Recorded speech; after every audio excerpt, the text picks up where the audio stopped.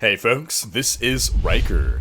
Diablo 3 patch 2.4.2 has just gone live on the PTR, the public test server. We're going to take a look at some of the changes that we're seeing, along with some of the changes that we're seeing in the Datamined patch notes before the patch went live. And just bear in mind that because it is PTR, everything is subject to change before the patch ultimately goes live in, say, a month or so. Now, we're not seeing huge sweeping changes across all the classes, but we are seeing some changes and some additions to the game that are certainly worth noting. We're seeing the Firebird set getting reworked yet again due to arguably an exploit that has been proliferating the leaderboards. We're seeing some buffs to some other sets for other classes. We're seeing new Torment difficulties added. We're seeing some Demon Hunter skill changes, a new potion, and more. We'll go over all these changes now. So the solo Wizard Greater Rift leaderboards are currently being dominated by wizards with very low sheet damage. And this is because they are abusing of an exploit. And I believe this first came to our attention from the Chinese servers, but eventually proliferated to Europe, North America, the rest of the world. Basically, this exploit took advantage of two bugs with the Firebird set. So the current 4 and 6 piece bonuses on Firebirds is that for the 4-piece bonus, whenever you deal damage to an enemy, it also causes them to take that same amount of damage over 3 seconds. If that damage reaches 3000% weapon damage, then this will cause an ignite status on the enemy, making them burn until they die, so beyond that 3 seconds. Then for the 6-piece bonus, your damage is increased by 40% for every enemy that you have ignited. This stacks up to 50 times, and an elite counts as a full 50 stack. So the first exploit here is a way to maintain full 50 stacks all the time.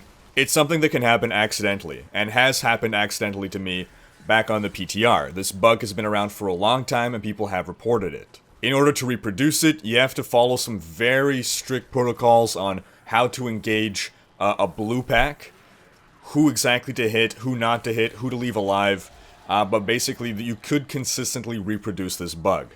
As for the second bug, this has to do with the 4-piece bonus. There's 2 different states that a monster could be in, well technically 3. First is burning, second is ignited, and third is just not affected at all. So we'll define burning as that first state, when you've dealt fire damage to an opponent, and they are now taking that same amount of damage over 3 seconds. They are in this burning state until they're taking 3000 damage per second. Then they are igniting. Here's the clincher though. The burning state double dips your damage modifiers. You double dipped. What we mean by this is that, okay, we think if I deal 10 million damage, just for simplicity's sake, if I deal 10 million damage to an enemy, then he's going to take 10 million damage over time for 3 seconds. Not true. You're actually dealing more than that. The reason is that 10 million damage is post modifiers. It's post your damage multipliers. So your sheet damage might be 1 million, but once you factor in your fire damage and all your different sources of damage that are multiplying that sheet DPS, you get to 10 million. Well, what does the Firebird burn do? It applies all those damage modifiers again. So once again, you take that 10 million and you apply the fire damage increase and all the other modifiers, including these 6-piece Firebirds. Basically, any modifier that does not factor into your sheet DPS gets double dipped. So that number actually explodes. But remember, this is just during the burning phase, not during the ignite phase. When the enemies are ignited, they're then just taking that flat 3000. So the key in this exploit is to make enemies stay in that burning state and never reach the ignited state, which could involve letting that burn fall off, wait the 3 seconds before reapplying. This is very clearly exploitative behavior. These bugs combine together to reach these insane Greater Rift clears with very low sheet damage. However, Blizzard again has said they are not going to be banning anyone because of this. It's sort of a mea culpa. They've realized this is because of bugs they've introduced, bugs that have been reported for a very long time, bugs that were patched and reintroduced. Whatever the case is, they've decided they're not banning anyone for this, they're not removing anyone from leaderboards, they're not even going to patch this mid-season, but for Season 7, they're just going to flat out rework Firebirds. So Blizzard is reworking the Firebird set to eliminate both of these bugs. The new 4-piece bonus will be that dealing fire damage with one of your skills causes the enemy to take 1,000 weapon damage as fire per second for 3 seconds.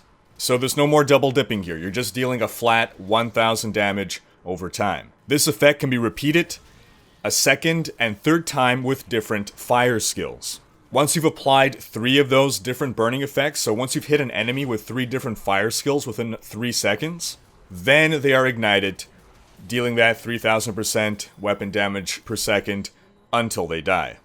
The new 6-piece bonus, your damage is increased by 100% for each nearby enemy that is ignited, up to a maximum bonus. You always receive the max bonus whenever a nearby elite monster is ignited. That is how they fix this one.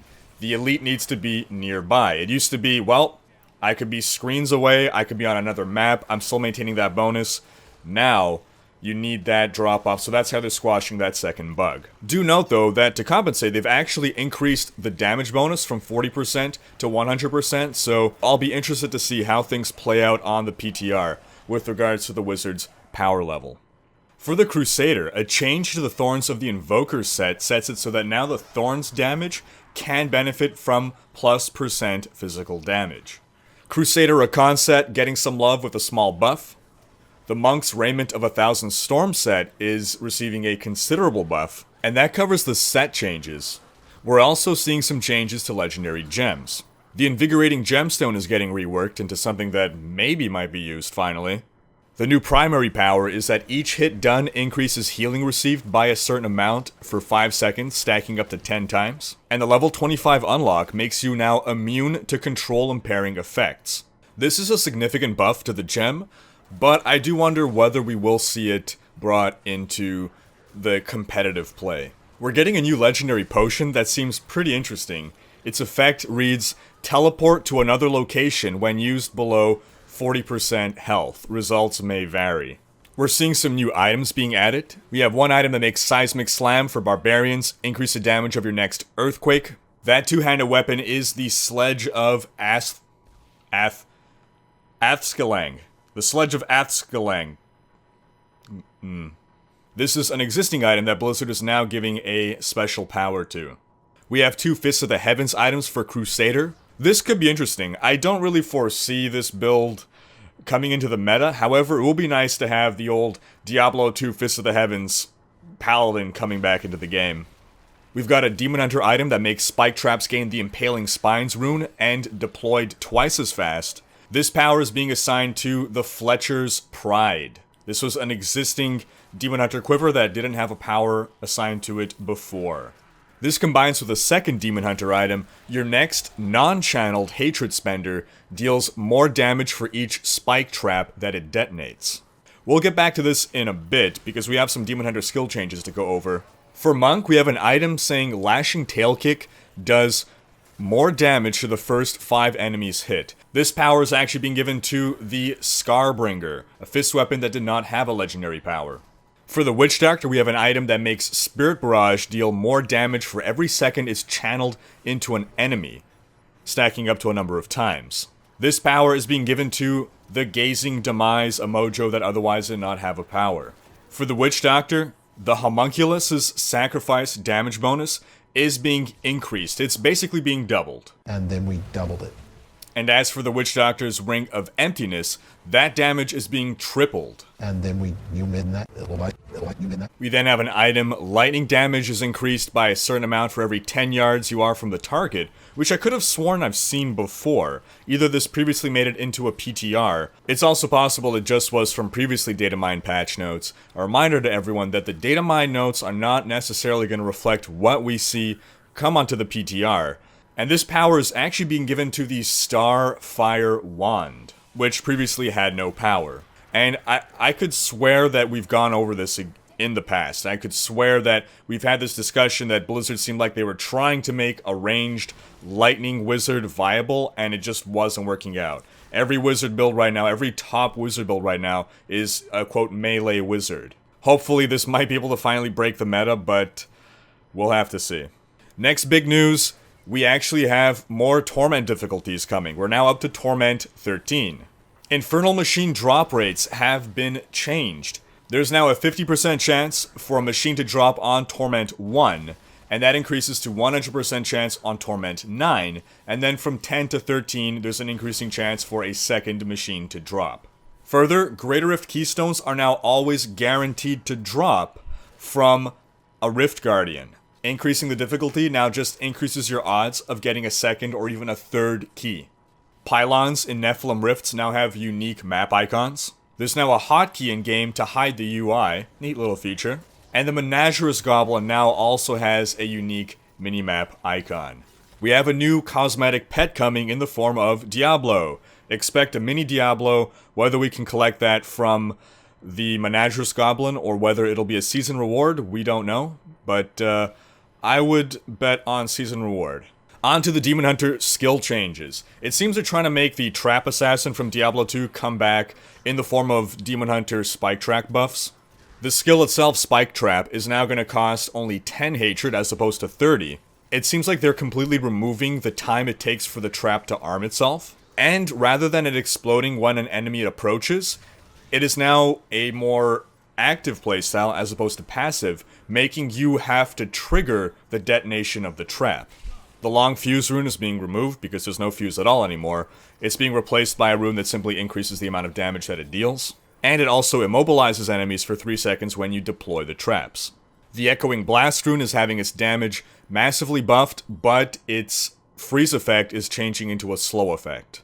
Sticky Trap is going away, replaced with Custom Trigger. This increases the damage and makes your traps triggered by hatred generators instead of spenders, which is the norm. Scatter is actually taking a nerf. You can now only deploy 2 traps instead of 3. And the Lightning Rod rune is becoming a lot more fun. Now there's no longer that 3 enemy limit on how many enemies within 10 yards can be triggered. But to compensate for that, the actual traps have to be within 25 yards as opposed to 75 yards for the cool Tesla coil effect zipping between the different traps. Whether we will see a Trap Assassin meta come into play, I don't know, but it could be fun. Now, the very last change we'll go over is something that actually put a smile on my face when I discovered it yesterday. And basically, the monsters in this game, particularly the champions and the elites, have random names. Everything in this game is randomized, so the names could be like Malak the Tormentor. It's like Madlib's name generation. And you'll notice that sometimes you kill someone named Nevelistis or Tivolier, and these are Blizzard community managers. Well, it's not their real names, it's their, forum names, their gamer names, if you will. And Blizzard's been doing this for a while, so, it's a nice little, Easter egg, if you will, and you get to kill the community managers. And by the way, Nevelistis and Tivolier are awesome people, I've met them in person. But what we're seeing with the most recent patch is that now names of community members, some community members, are being added in as well. And as you can see, there's my name right there. You've got Leviathan as well, shout out to Leviathan. You've got other people too. You've got Rashkovsky, who is actually the Dead Set. Dead Set's real last name is Rashkovsky, and I'm sure you'll recognize some other names there as well. But basically, the biggest balance change that this will bring to the game is that now this is the closest any of us will ever get to actually being able to kill Quinn. That wraps up this video. Thanks for watching. Leave a comment letting me know your thoughts on these Datamined patch notes. Check out these other videos, and subscribe to join Rhykker's Raiders to be alerted when the next Diablo video goes live.